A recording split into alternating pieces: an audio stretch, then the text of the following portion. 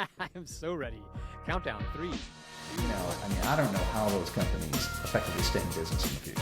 What you two are doing is a boundless mindset. Thinking that you weren't going to have to learn a lot. Well, you made a huge mistake. There's one place I feel safe geeking out is It's here. here. There's a reason why we chose technology, not marketing. Right on. Well, everybody, welcome back to the CIO Project. And this is season 2, episode number 3. And today we are running a sprint. Got some exciting things going on in the world today, and so there's a lot to talk about. I'm really excited about doing this today. But first, a little bit of business. Hey, everybody. Our research shows that 40% of the people that listen to us are not subscribed to the channel that you listen to us on. So do us a favor. If you're getting value from the show, if you're enjoying it, do 2 things for us. 1, hit the little subscribe button. It doesn't matter what channel you're on, whether it's YouTube, Sprint, Apple Podcasts, hit the channel, but hit the subscribe button. And then 2, if you're really enjoying it and you think others might get value from it, do us a favor and send a share. And don't forget, you can find us at the CIOproject.com. Watch our released episodes there, learn more about our hosts and guests, and drop us a line with any questions or topics you would like us to tackle in our upcoming episodes, as well as ideas and suggestions you have for the show. Again, it's the CIOproject.com. All right. Welcome, With all everyone. that said, welcome, Brian. I'm joined here by Brian Shield, as always. You know what I've been wanting to ask you about, speaking of the Shield. I got the camera on the Shield right there. Oh, yeah. Tell us about that a little bit. It's Yeah, those are a familiar green. Yeah, it's a familiar green. That's green monster green or whatever. Yeah, it's green monster green. Yeah. Yeah, so green monster green Fenway Park. So that's my little bit of going away gift when I left there after 12 and a half seasons or so. So no, it's great. What's all the scribbles? Just little notes from friends and things like that. Like some great experiences, accomplishments that we all did together as partners. Over like 12 plus years. So no, it's great. Good memory. Great All right. memory. A little thing to kind of remind of such a great company and great people. Yeah. Another great experience. But, it's really important that you take something away from really in many ways every company you worked at. And I've just been blessed having had the opportunity to work at some really great marquee brands, and the Red Sox Fenway Sports Group are just no exception. You have some great memorabilia from the Weather Channel as well. I do. We need to get, as we build the studio up here little by little. Every week it's going to be a little bit of a different look, and so we got to get some of the old Star System stuff that you had. It's funny. You realize, folks like, gosh, isn't it amazing to look at like having a camera in your pocket now and all the pictures you take when you're at work, Right. and you sit back of all the places you worked when you were younger, I look at, oh, look, this picture when I was at a barbecue. Or it's like, that was Bob's birthday. You've got I could have gone the first 10 years of my career and I've got like 4 pictures. Yep, that's how it is today. Things have changed. Well, right on. Well, let's get into it. There's a lot to talk about. So here's today's sprint rundown. So number 1, Anthropic's decision not to release its new model Mythos preview. So we're going to talk about that. That's kind of been the hot topic. We got a lot of publications to quote from. So we'll get into that. Number 2, board pressure for AI return on investments. That's really starting to heat up a lot in not only our world, but everybody that we talk to. Another one that's really interesting, number 3, Iran's impact to cyber insurance. So we'll dive into that one a little bit. Yeah, we don't talk too much about cyber. We won't talk much about cybersecurity in some respects, but yeah, this one's interesting. Okay. I think it'll be informative for a lot of you. Right on, we'll talk about it. Number 4, decision-making by consensus doesn't work in the AI era. This one's interesting because having known Brian for a number of years now, I should say a number of decades, you've always been like the quintessential consensus builder, and times are changing and things are moving at a different pace. So we'll dive into that. Yeah, when you move fast, traditional command and control breaks down a little bit. Yeah. In some respects. So we'll talk about that, what that means for all of us. All right. And number 5, why digital dexterity is key to transformation. So we'll talk about that. Similar to a little bit of it in some respects, talk about it. But how you pivot, how you structure, how you build an organization is changing. Yeah, it's all cultural shift right now. 100%. Yeah, it's probably the most. It's funny, we think about it. We think about what's going on today as a technological shift, but right underneath, it's much more of a cultural shift. And right. Technically, you say it's a technical shift, obviously, because there's new technical driven by, but you could have triggered by technology. Yeah, you could say something with the web or mobility or cloud or other things, and so that it undersells it when you say it that way. because I think on some of those other ones, it changed it too. Like, as we pivoted from like, mainframe development to client server development to Right. web development to mobile development, those are big pivots, but they didn't touch the whole company. Mm, You know what I mean? It wasn't yes. like okay, everyone, your job's now different. Now it's like literally, if you're doing this well, Yeah. everyone's job, everyone should learn from AI so that they're more productive, they're more effective, they can, increase their output, they can increase the quality of their work. And Right. that was never the situation if you think about it. You Right. don't think even with the internet, with the onset of the internet, that Oh, had it the did to similar? some extent. Yeah. Clearly having a laptop instead of a printer or something, made a big difference. But now it's more like the breadth of what you can do, right? That Right. has fundamentally changed. Yeah. All right. So we'll talk more about it. All right, let's go. Number one, the hot topic this week is Anthropic, right? So, and Mythos preview. So, this is from a publication put out by Understanding AI, and they write Anthropic safety research Sam Bowman was eating a sandwich in a park recently when he got an unexpected email.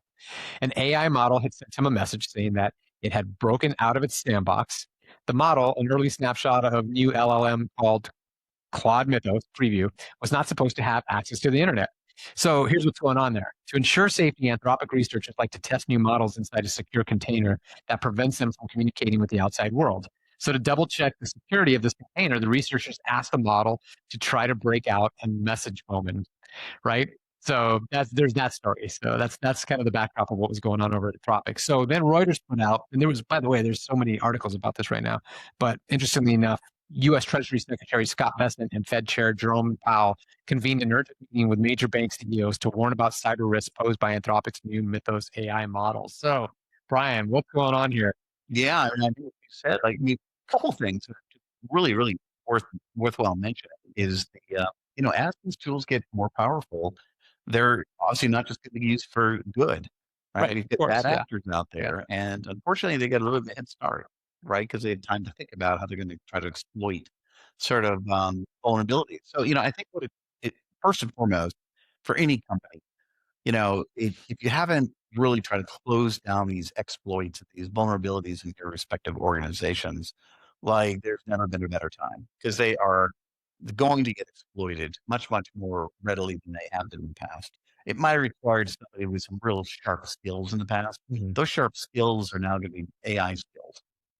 Right. In And other so words, you don't necessarily have to be, you don't you don't have have to to be be like a nation state to necessarily do nation state level work. right. And so it's going to fundamentally shift like the importance of cyber. And it's really, and I think what worries me sometimes on this one is it's not the largest companies in some ways. They have the most to lose, but they also have the best teams, the best tools. It's a lot of the companies that are mid to lower. So the SMBs where they don't necessarily have the dedicated CISO, they don't invest in the same kind of tools, they don't Right. have the same level of professional methodologies Yeah. for how Yeah. they kind of Yeah. deal with these things. That's a good point. Those ones are, I think we're going to hear more and more about this, and it's alarming. The second point, which is like a big thumbs up to the folks from Anthropic, is holy cow! Like, I mean, how thoughtful. So, like, I mean, not every tech company, thinks about what the implications are going to be if they're released. Right. I mean, historically, that we didn't have releases that probably rippled through too much things. Well, there's some, but if you think about it, like, I mean, I give them like huge credit, Yeah. for taking a step forward and acknowledging the risk and exposing it, especially in our banking systems and sort of areas that are particularly vulnerable. Yeah. In some respects. Yeah, it's interesting. You talked about the bad guys having kind of a head start. I always think about every time I see these like phishing exercises. Well, I can understand the profit motive, but you see so many things flying through the internet, and the thing that goes through my head is like some people just have way too much time on their hands, right? So, Oh, yeah. like, but what did you mean by that in terms of the bad guys had a head start on this one? Well, I mean, think about it. You're armed with a tool Yeah. like this, right? I mean, you can make a creative exploits. Like you might, so they're going to, like, in other words, our ability to defend against things, you're always going to be on the defensive, right? You're Right. always going to Right. be Right. sort of recovering and trying to react to what someone is doing kind of offensively. Yes. And so, giving them more, giving them a bigger gun or other sort of things Yeah. allows they can do more damage. Yeah. So, it's going to raise stakes a little bit with tools and consultants and companies to kind of, thwart these things. Right. Know, well, that actually reminds me, now that you've explained it that way, it reminds me of a football analogy. Like for me, everything's football. So, right. Like I've always argued that the defensive players are actually the best athletes on the field, right? Because the offense knows where they're going and the defense does not. And so you have to be just a little bit quicker, a little bit faster, have a little bit more anticipation, right? And so that seems to be what's going on here. So the bad guys are really on the offense. Yeah. The good guys are on the defense, which means you have to be better than them. Which also you have, right? You have to be more studied. Mm-hmm. You have to be, you have to kind of like anticipate. Yeah. Like, you have to be worst case scenarios and, and how people might sort of exploit your environment and things like that. So anyways, it absolutely places premium on sort of the importance of, cyber issues and threat protections and, how people kind of identify vulnerabilities in their respective domains. And that's always been an issue. We've always been aware of it. Mm-hmm. It's just that it's getting magnified now that tools become much more pervasive. Right. These little tools that, to kind of help sort of, take advantage of these limitations that companies have. Yeah. So what would be your advice in terms of, okay, so now I got to play better defense. What are the steps that you would take in terms, so especially if you're not necessarily a large corporation who has the firepower that you were describing before, what steps would you take if you're a smaller business, mid-sized business who still has a lot to lose? Well, most companies now should know they have, like outdated and vulnerable, vulnerable. Right.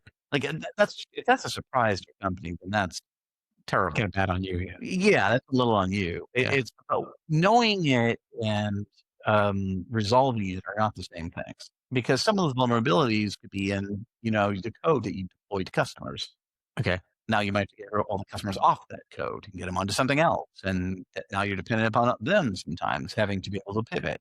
Mm-hmm. And not everybody can pivot quickly. And so there's a real challenge. I think what you need to do is kind of assess, and learn more about this particular exploit or tool that can help you exploit.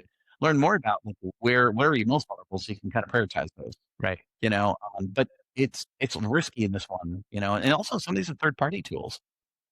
I mean, like it's they said in different articles, there's a million articles out there now, but that, it highlighted, bad code that has existed for 20 years.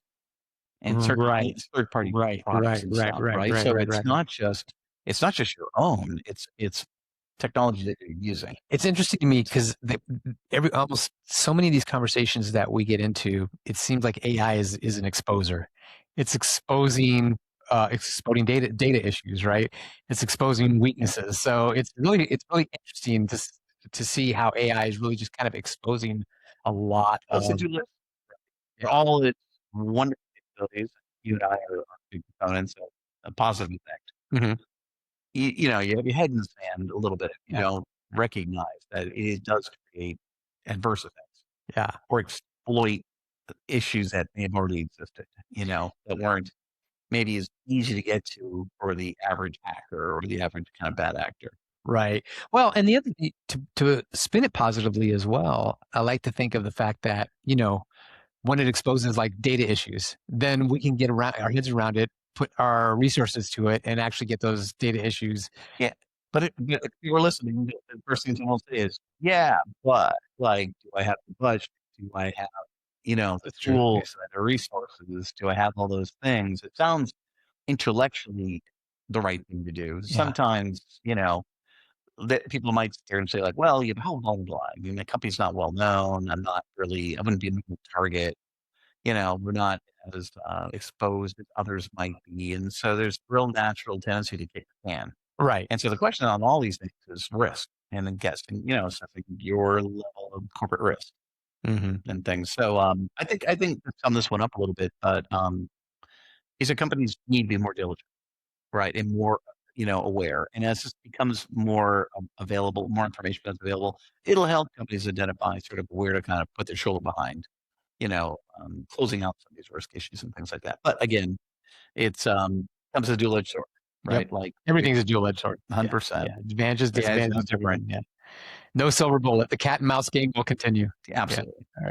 All right. Moving on to number 2, we're going to talk about board pressure to leaders, right? To executive leaders around AI, the return on investment in AI, the strategy of AI, right? So from the National CIO Review, new board expectations for enterprise AI leadership.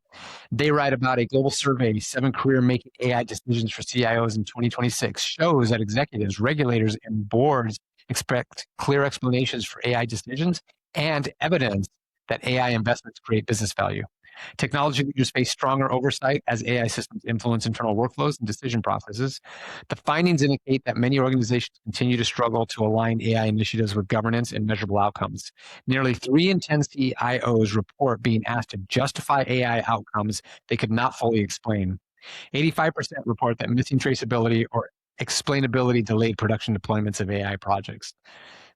Wow, there's a lot of stuff there. That's mouthful. I mean, I think starting with your first heading there, I think boards, executive leadership board teams, and things like that, they are expecting a lot more. Like, Right. I mean, we've had multiple conversations about, what does a term CIO even need anymore, right? Right. And we were like, like chief information officer, or is it chief? What do we have, like intelligence Orchestrator. Yeah. kind of thing. And I think that latter one, in some ways, does better sum it up. You're becoming much more of an orchestrator. That it's not a command and control model. It's a how do you sort of corral these cats, if you will, to kind of make progress.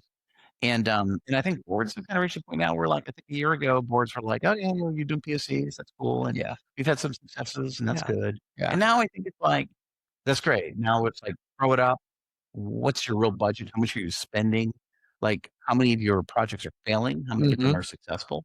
Mhm. Like, why are they, why are your numbers lower than you might have expected potentially? Like, are Yeah. you getting, you know, what is the implications on the culture, or how successful you've been to get either culture and members of it certified anyway? Mhm.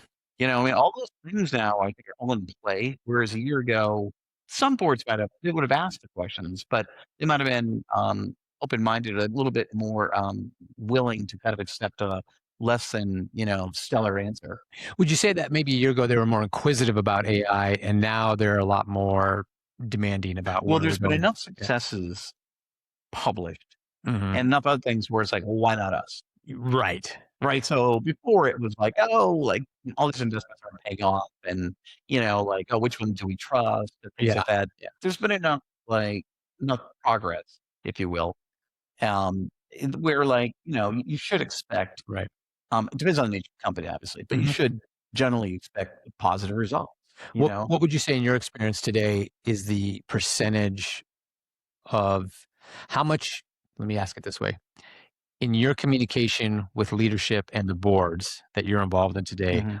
how much percentage of the conversation is AI taking up? Oh, unbelievable. I mean, remarkable. Mhm. I mean, remarkable.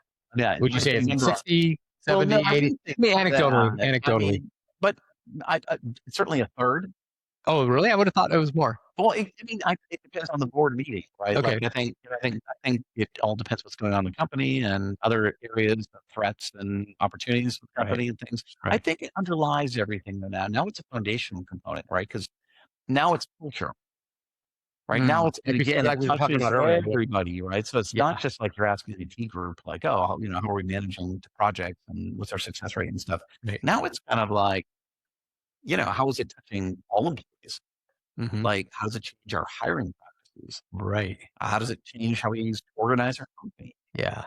What is the role of a CIO in the future, in the near or future, in terms of, how do we sort of respond to this, and how do you kind of work in a distributed mind model?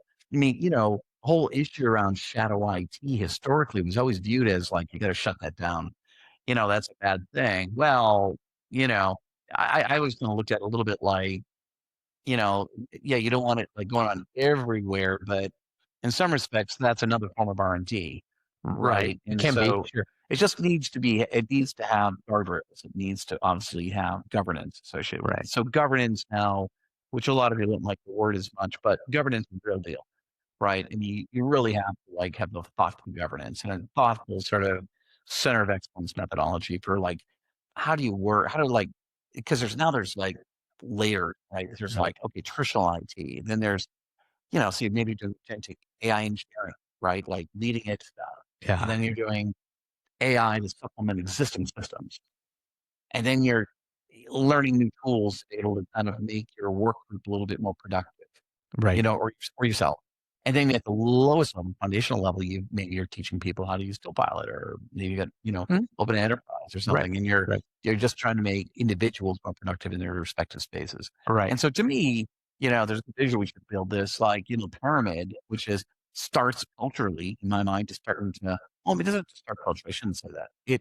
You want the culture ultimately to be infused with a very positive feeling of what AI means to the company, Right. to themselves, and to their value business and their career. Yeah. And then Which is a challenge today because there's a lot of anxiety around what is this really going to mean to me? I know, the thing is, funny. I was having this conversation with my own kids, and I was telling, one of them, like, there's never, And these to qualify this, these are adult kids, correct? yes, yes, yeah, thank you. At least in most cases, they're, we call them they're like late 20s or something. It's Yeah. like a lot of people react to like anxiety in different ways, Mhm. right? Some people kind of run from it. Some people kind of embrace it, right? These are one of those things like this is the opportunity. If you learn nothing else about AI, embrace it. Like you don't have to go crazy with it, but at least develop a relationship or an understanding. So you have you have a certain sense of like the value it can bring, right? And it's Right. like, because the reality is, I'll just say what when I talk to CIOs, like if your company has yet to implement a hiring practice where when they're interviewing candidates, Yep. they're not asking about their AI, you know, capabilities, and no one's expecting them to cure cancer, but at least like, hey, yeah, I used it to, I don't know, build my resume. I used it to kind of solve this problem. I use it when I'm Right. developing email or correspondence. You're It's almost really looking for their attitude towards it a bit. 100%. Yeah. And going back to the whole board thing, right? Like boards want to understand not just what your success ratio is now, and that they want to know that. They want to know how much you're spending on it. They want to know Yeah. how you're structuring and things like that. But they also want to understand at the cultural level, right? Like how is it being accepted in your company?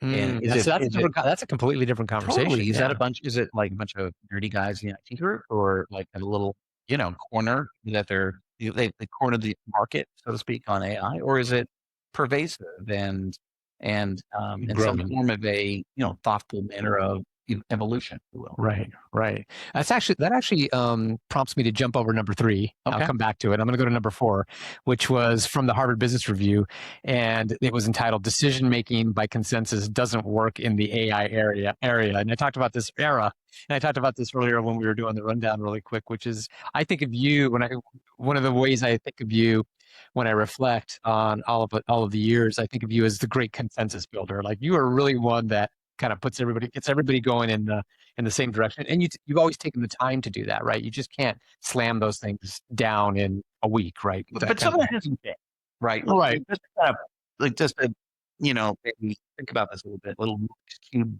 view here. It's you still have to have a vision, right? You still have to cast the vision. You still have to ensure you've got alignment and understanding. Right. I think that comment is probably more about, like it's not command and control, right? Yeah. It's not as clear. Like I tend to think of it like, we talk about it. It's not like your PMO necessarily has line of sight and work breakdown structures across the organization anymore, right? Like they, I mean, hopefully you do for your critical systems, but you're not Mary or Bob in accounting or HR or some other department. They're whacking away doing their Yeah. things, hopefully within, the confines of your governance policies. Right. But you're not controlling their behavior. You're hopefully sort of have a method of keeping pace with what people are doing and informing folks and whatnot. I'd still say when you start getting into the citizen developer level, Yeah. I think world POC here is still, proof of concept is still the watchword, because it's one thing for many of us have been using it for 3 years or 2 years. 2 years. Yeah. But I mean, a whole bunch of other people just learned it the other day. Like you kind of expect them to dabble Sure. because like unless it is a great thing to experiment with a little bit to kind of like learn what works. I think the challenge with IT organizations in this model is starting to think about like started thinking about like the problem a little bit of a different space. Yes, you might still be the most responsible for rolling out your AI strategy ultimately and for addressing strategic systems. Right. But as you start to, think about how this gets federated, you really have to start thinking a bit more about like, okay, who's doing the work? Okay, can I put like one of them, maybe that's more like, sorry, many more mixed groups. Like it's not just like two people in HR, it might be people in HR, a business analyst from your team, maybe one of your AI developers, maybe someone else weighs in from the infrastructure side. Yeah. You also, I feel like what we're doing is creating little targeted teams, that are made up of different departments and different skills. And we didn't do that before, right? Like we tend to like get our business requirements Yeah. and then we iterate and things, and there was also Yeah. engagement. The traditional way of doing it. Yeah, but Let me read the excerpt here. yeah, please. Let me read the excerpt here, and I want to reconcile it with what you were just saying. So the excerpt from the Harvard Business Review on this was, quote, consensus management was in its time a rational response to complexity, right? As orgs grew larger, became global and multidisciplinary, and as knowledge work displaced physical labor, the command and control structures of early industrial management, which you were talking about a minute ago, gave way to distributed decision-making, stakeholder alignment, and socialized choice. Consensus became the hallmark of modern organizations. There are two important weaknesses to this approach, however. The first is speed, and the second is that it distorts information. Yeah, absolutely. I mean, we ran into a situation today where, if you're not on top of a lot of this, you quickly find that there are three different groups doing the same thing or something remarkably similar. And I think the other aspect that we're starting to realize with AI is that there are elements of this. I think there are components or frameworks, building blocks that your IT organization and others that are necessarily skilled that you want to build these building blocks, right? You want to almost like I think of like a mall. It's like you got to have a couple anchor tenants here, Right. and you got to put some components in place that other people can kind of build around. Yeah. You don't want everybody coming up with their own theory of how they do chunking or how they're trying to reduce, different issues with data integrity or hallucination. Like those are things that like skilled people have to be involved in. And Right. but once you've done it, let people sort of, let them use the tools that allow them to ingest it into your environment. So that like you're kind of taking care of some of the heavy lifting. Because those are not, you don't want every single person thinking about, having a PhD in chunking methodologies and LLM considerations on which one's the most appropriate one. Oh, which one's, which is going to be least expensive. Oh, I mean, there's a lot of variable behind the scenes here that many things that we learned in IT and cloud and other things that, that there's a cost. There's a compute cost to doing these different things, right? There's essentially a tax on things. No typical employee understands any of that. Right. Right. So It's not their job to. No, absolutely not. So your whole like FinOps or AI ops, what we're calling it these days, it's got to be like real deal because you got to be you've got to be tasking it and making sure that you're doing that across not just the IT organization, but the organization.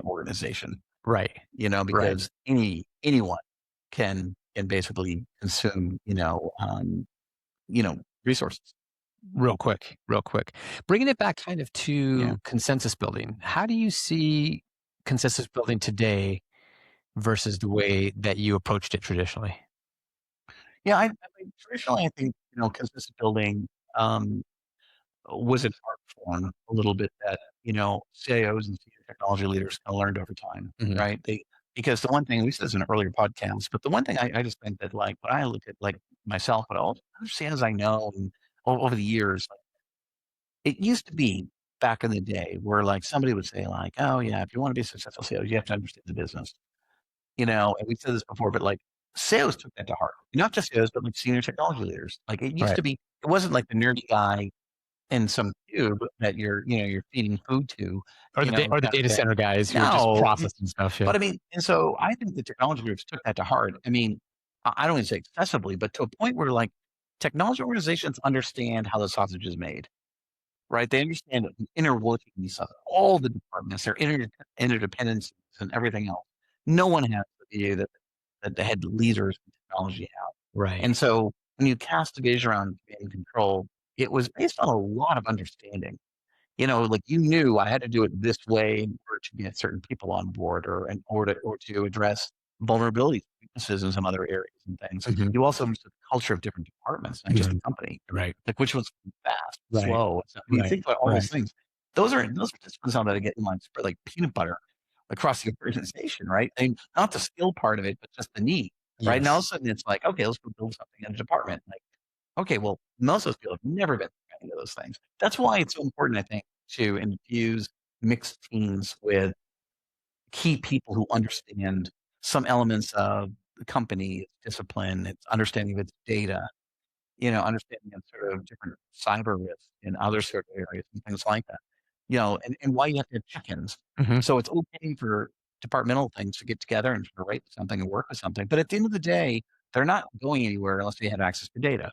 And typically they don't, right? So typically, unless it's a spreadsheet or something, typically they have to be getting back to you going like, okay, now we need access to data. Right. Oh, well, what data? Right. Can we put a semantic layer on top of this? And so you want to be involved in the beginning because the hunt for data and data quality is going to become, pivotal to its ultimate success. Otherwise, you're going to have a lot of stopping and starting, right? You're going to have iterative work and then people lose enthusiasm and, they'll be like, think of it as like a failed opportunity and things, Right. Right. The word orchestration keeps coming back to me. Are you coined this chief information orchestrator? Or No, I did not. Definitely did not. no, Well, chief intelligence orchestrator. Didn't you coin that, or did you no, borrow I that read from an someone? article back Oh, in okay. early this year. I thought it's funny how I you heard it sit first there. from you. Well, we've been saying orchestrator for a while. Yeah. Intelligence orchestrator. The first time I read that, but I was like, no, that's a good way of saying it Yeah. because, and people have heard this a million times, but like if you're listening to us and you're thinking about your own careers and things like the role of CIO is a tricky role. Like early on, people would laugh and say, "Oh, CIO meant my career is over." Mhm. And like, and you and I both know this because we started early on, but like back in the day, like they hired a lot of CIOs to keep the company up and functionally running. Yeah, it's keep the lights on. Operation running. And then that became table stakes. And so Right. now it's kind of like, okay, great. And so the problem is many companies, they hired a great ops guy. And they're like, okay, we want to build systems. Right? And the ops guy's kind of like, okay, build systems, and Develop a a software. lot of people didn't make that transition, right? And if you go back far enough, it was, we get this new crazy thing called the internet. And we're going to do web development. And that's another pivot. The importance of data.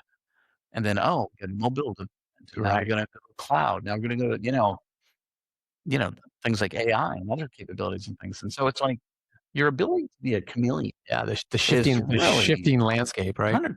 Yeah. And not that other C-level things haven't changed, but Mhm. think of it, if you will. I mean, marketing's morphs a little bit, but a Right. lot of the other ones are pretty locked and loaded.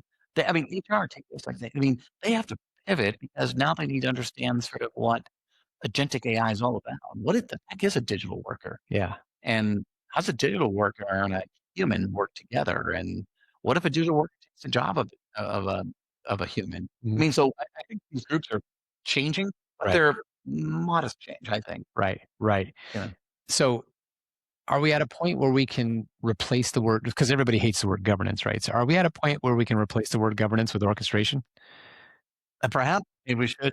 I'm not a fan of the word either, because I feel like it Right. just denotes like it denotes like the challenge also is which we talked I think before about is like I think of it as like guardrails. Mhm. Right. Sure. And if you're driving down the highway, but the problem often happens with C-level, or just senior technology people. And particularly, I think when you're dealing with CISOs, is that like, it's a proper setting, you allow people to be productive, but not dangerous to themselves and not like fall on sharp objects and things, is that you need these guardrails 10 feet apart. Well, some managers are going to put them like foot apart, and you're going to be like ricocheting off these things, and it's going to be painful, right? And you Some say people and set you 'em say CISO? yeah, some people set 'em too far apart where, the people like do something crazy Yeah. because there's no boundaries. And so I think half the challenge here is finding the proper balance, if you will, when you're setting your framework, if you will, or thresholds around how these things kind of operate. Right. I hear you. And I think that's important. But when I think of orchestrator and I watch what you've been doing recently with everything moving so quickly, it's that and it's more, right? It's really getting out there. It's the education. It's the, I get back to, it's like, it's everything coming together. It's the consensus building, right? It's the, Yeah. hey, we're all kind of like, let's move this ship in the same direction. Everybody's working in, everybody's moving in different, Yeah, I think everybody's what you're moving at saying, different speeds. the Yeah. biggest It's difference is orchestration. but it's loosely coupled. We're Yeah. in one coupled. Right So now, define that right now. yeah, I Like, mean, it used to be give it the to me. traditional IT organization. Like if you let it, you could define sort of how it operated. Yeah. Okay, you can still do that with the IT organization, but how do you do that when it's spread across virtually every employee? Yeah. The peanut butter. Yeah. Yeah. So now you have to find ways of doing this. You have to be much, much more engaging. I think you have to be much more, you have to create opportunities for people to come together. Right. Right. You have to be able to sort of celebrate things more and recognize wins and even losses, and the process of everything, because and you have to do it at all levels too. That's the other big difference. It used to be you could work with other senior level people. Now, no, not so much. The senior level people may not be the ones doing the work.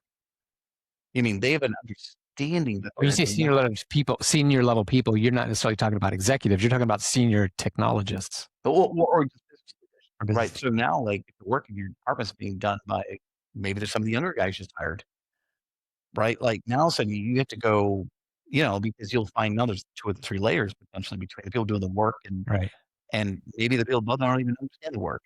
They're benefiting from the results, but they don't understand the details. So you have to cast a much wider, deeper net, I guess, to make sure that you're touching all the right people in that scenario. And I think so. That's why I think traditional command and control is changing considerably. There's still some of that in the traditional IT elements, but I think it's a hybrid now in terms of how you kind of work in the departments. Yeah. I think we're touching on the article that we had here from MIT Sloan too, where they write about why digital dexterity is key to transformation. And that's part of what you're describing right now. Let's see, they write that in 2020, we defined digital transformation as the evolution of an organization's processes, systems, and talent. 5 years later, we have found that leaders who are making more progress in digital transformation have gone well beyond our original definition. They have redefined the challenge. Their ambition is to build what we now refer to as digitally dexterous is workforce, right? And that's kind of what you're describing right now. Well, we did a little bit, like we didn't completely get into this before, but the other part of it's not just trying to cast this broad net across different departments at different levels, but now it's like, what kinds of people do we hire? And, like in my past life, we would have said that we were good athletes. Right. Right. Because when you hire a good athlete, just using that expression, keeping the sports things going here, it's, when something changes, your person can go from offense to defense. They can, their role can change a little bit. They can, play a different position, so to speak. What you're trying to move away from where you can help it is one dimensional people. I can do one thing, and this is how I operate, because those folks are going to be trickier. You can put them in roles today, you can put them in different buckets, but as the culture shifts, as things change, if those people are not pliable and they're not, change oriented and open minded to learning, it's going to be difficult. It's going to be challenging for folks. I think we have a great quote to wrap up our thing. Yeah, we have a great quote. That like reminds me of this right now. I'll skip it for now, time being, but but the reality is now, as I was saying earlier about our kids, it's like now is not the time to put your head in the sand. Yeah. By the way, stay tuned for the end. If you're thinking about going off and doing something, we've got the best quote since we started coming up. So yeah, being flexible, being whatever dexterous, dexterous. That was the word. And being able to kind of pivot is the hallmark of attributes of some of the best employees that we're looking for. Yeah. So there's a lot going on here. Yeah, there's a lot going on here. All right, final. This is number 3, but this is going to be our final. And we're moving off to kind of actually a different topic space, which is Iran's impact to cyber insurance. So I'll quote from IANS research or IAN research, right? Yeah. They write that the Iran conflict is pushing cyber insurance to an untested claims phase as insurance increasingly rely on war and state actor exclusions to contest coverage for cyber attacks. So since Lloyd's 2022 guidance, 2022 guidance, war exclusion language has widened across the market, shifting disputes from whether an attack constitutes war to whether it is state-linked and meets specific policy thresholds.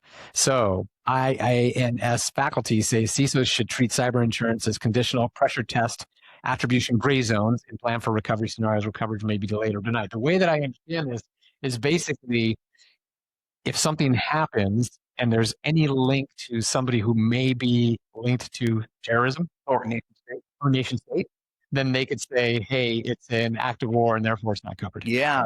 We just got to spend too much time on this one, but if you're listening, it just falls in the category of like another thing to think about, right? So as you're putting together your insurance plans, which are going up cost exponentially, the insurance companies are also aware, right? They've realized what these nation states do. They're aware of these tools now that exist, and they're anxious, right? As our conversation earlier about Anthropic, right? Right. As tools come out, they create greater exposure, and you can put in the hands of maybe less capable people, compared to the past. Yeah. Type of thing. It's going to ratchet up anxiety on their part and risk. And what insurance companies doing is risk. They look for ways out of risk. Of course. And so immediately it's like, oh, well, that's almost like quote an act of war, or that's a nation state attacking you. That's not like, it's not normal. the bad guy. This is like something more significant. So, well, the other thing they do also is they start to raise premiums. So can CIOs and IT leaders look to face higher premiums coming down the road? Well, they're already, that's sort of inevitable. Okay. It's already happening. Yeah. We're already seeing it. And it's a challenge now, for companies that, that take advantage of this, which almost all should in some respects, especially if there's, high downside, to things like ransomware and other issues and things. But, no, it's a real concern. And again, I think watch for areas is be aware, right? Yeah. As you're revisiting policies, make sure you have clarity about like some of the language. Like we all tend to take for granted sometimes when it comes to contracts and things that, oh yeah, we did go through ones before. Oh, here are a couple minor changes. Well, this is a big one, and this is another area where you're not part of a group of CISOs and other things. Like you need to be a part of it. It's getting too complicated. Like, unfortunately, a lot of CIOs and more CISOs have a tendency to like, be a little bit of like isolationist compared to others. They're not always part of broader communities and things like that. And I think what's being exposed here is you need a network. Yeah. If you ever need a network, you need a network, like across all senior levels of technology. And if you're not part of a network, find one, because this is not an area as things get more complicated. AI introduces new, capabilities and challenges. Yeah. It's like you want to learn from others. And you really want to learn from companies that are more, more vulnerable. I don't know the right word. Who are more aware of the threats, risks, maybe staff accordingly. You can glean from them and things. Right. You don't have the cycles to learn all the things that bigger, larger, more complex companies are dealing with, but you can get some best practices. It's a really good point. I know CIOs in companies that you would recognize that aren't actually super involved, right? They're busy with their own thing. They're really not involved in a quote unquote network. I mean, could you just get kind of a quick primer on what you mean by a network, what that looks like? And yeah, so like, you said before, I mean, a number of networks, probably, the Inspire CXO one, right? The one that I, have devoted most of my time to over the last 25 years in some ways. And, I'm a huge believer that if you're not part of a network of peers, where you can learn from one another and not swap business cards, but have a real deep relationship with, then you are you're vulnerable in your role. Because what do you know? Like you only know what you know, or what you read, what you glean, or what you learn from AI and stuff like that. Like not practicing people who do this for a living, right? Not peers, right. Not people from your own industry. And you're also subject to a lot of vendors at that point. Yeah, you only use the quality of your vendors in some respects, which have their own motives, right? Have their own agenda. Yeah, absolutely. So, anyways, hopefully it's a plug for people who are thinking about their respective careers, but like And I oftentimes, in different roles I've had, I'll ask some of us senior level technology people, like, oh, like, what groups are you a part of and stuff? And I can't believe the number of times I hear, like, well, none. And I'm just like, that is such a lost opportunity, Right. and it's also, and there's so many things, so many positive things that come from it too, because you develop these relationships mostly in your community, and it creates opportunities for yourself and members of your team. And so it's really, you got to get out of the closet. And, for people who are just, maybe more introverted, Yeah. they got to use this as an opportunity to kind of like break away a little bit Yeah. and kind of expose and be a little bit, it might be a little uncomfortable, but like some of the ones I know that have to inspire, Yeah. they make it easy, Sure. right? You just have to kind of show up, build relationships, be open-minded, and it almost happens. Willing to learn and share. Yeah, exactly. 100%. Well, right on. That's what we have. That's a great place to call it a wrap. So Anthropic, Mythos preview, board pressure for AI, ROI, RNs, impact to cyber insurance, decision making by consensus in the AI era, and digital dexterity. There you have it. That was hard to get out of my mouth. I don't know why. So today's quote, a good one, is from Ginny Rometty, former IBM CEO. You may remember her. And she says, AI will not replace humans, but humans with AI will replace humans without AI. Absolutely. It's really, implications, right? Not the right time, Great quote. I got to remember. I'm going to memorize that. It's a short one, but it's a little bit of a tongue twister. I'll have to remember it. All right. Awesome. And we're out. Hey, thank you all.